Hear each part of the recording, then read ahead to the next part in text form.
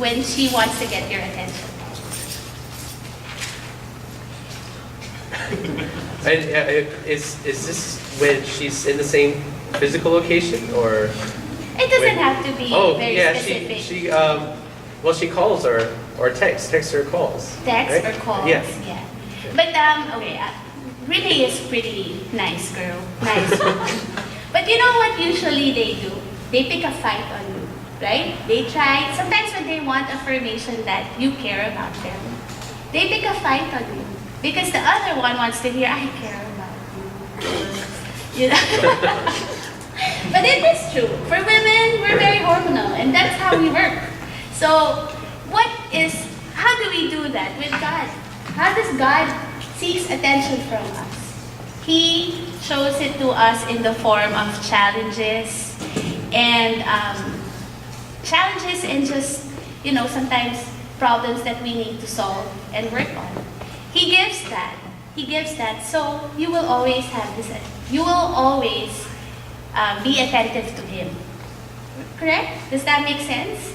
He calls, so He will always have you close. So you will always call on Him. That's why He gives you problems, He gives you challenges, because He wants you to just be with me.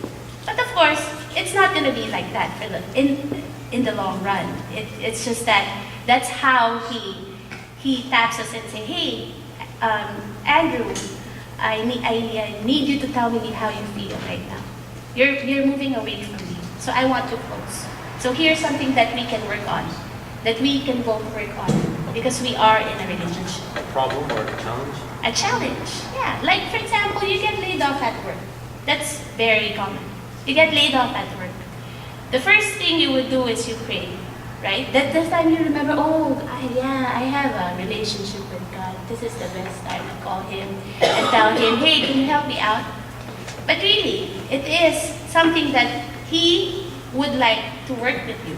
That means He's just making you come closer to Him. Do you agree? Yes. So moving on.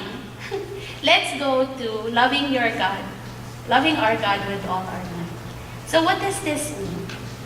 So when the greatest gift He actually gave us when Jesus died for us on the cross, the greatest gift He has given man is the free will to choose what is right from wrong.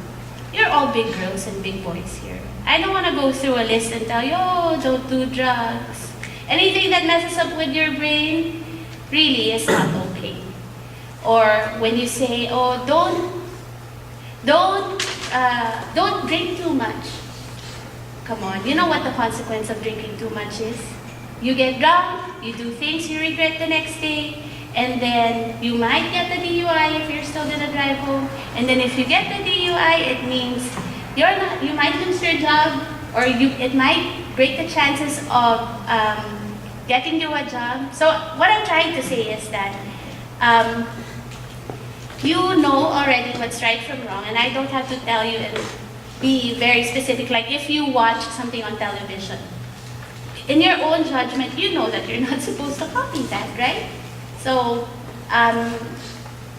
what's great about that is also, even if He knows that we may not always make the right choices, He took that risk. Why? Because He made us, and He knows that along with that great mind, He gave us a good heart, and that we are made in His image and likeness.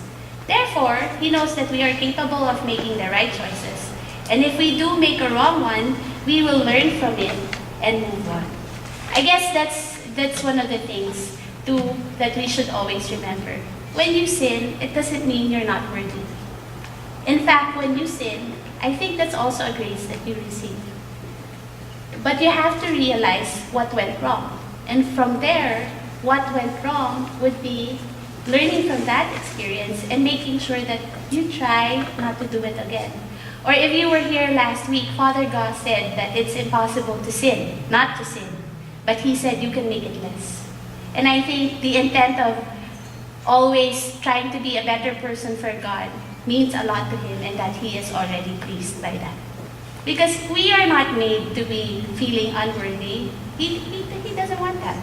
In fact, that's why He's always there patiently waiting for you. And aside from, not making good choices, that the implications of this will affect the other people that matters to you. Okay, so think about that. It is only not God that you hurt feelings, but the people that are important to you by making that wrong choice. Okay, so let me share with you what are my roles right now as a person. Because I think, doing my roles the way doing these roles is another way of showing God that I love Him. This is the practical way. This is the application. Because of course, God cannot come down here, and you will not be able to do it for Him. But instead, you can do it for the people that matters to you. So let me share with you the role that I play in my life. So I'm a mom. I'm a mom to a beautiful 12-year-old girl. So she's here somewhere, I think. Her name is Bianca. And it has always been my struggle. In my head, I want to be able to teach her and equip her with the right values so that someday she too will be able to make God known to others and make a difference in their lives. So I want her to grow up like that. And that for me is one way of showing God that I love Him. And another role that I play is a daughter and a sister. So there are roles in my life this is the role in my life that I'm having a hard time with right now at this point in time. So a little background, my mom left me in the Philippines when I was 11.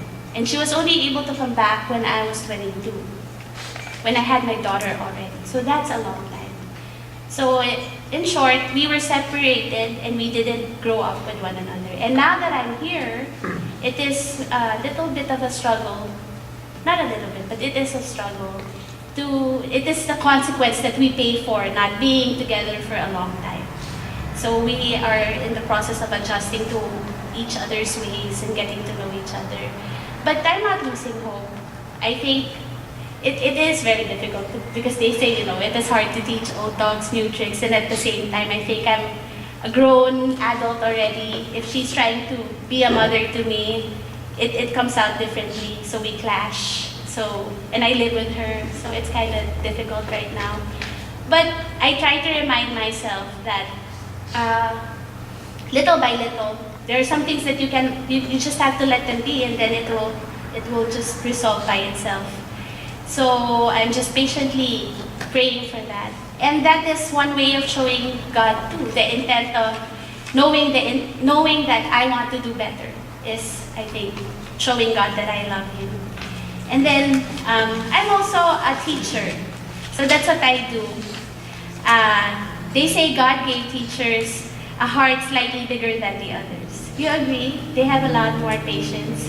Right, Mr. Ian? Because if you be teaching the kids that we teach every day, oh my gosh. It's just so challenging. Yeah, they can be very difficult. And because of this, I value what I do and I feel honored of this beautiful role that He entrusted me with. And I show Him love in this area by simply being more patient and compassionate to the children and by being a good example. One of the roles I also play is being a friend. So I encourage my friends to make better choices. I encourage them to be the better person in any given situation. And when I tell them, I think I'm being loving to God when I tell them things that they want to hear, but what they need to hear. And when you do the extra mile for them without them asking anything, they don't have to, I think that is showing God that you love Him. So, what are the concrete, what have we discussed? Loving with